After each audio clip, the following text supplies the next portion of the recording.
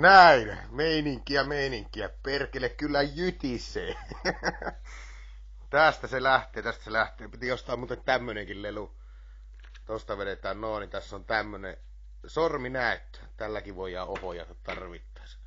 No niin, tää oli tämmönen pieni esittelyvideo. Miksi se loppu? Pannaan uudestaan saa.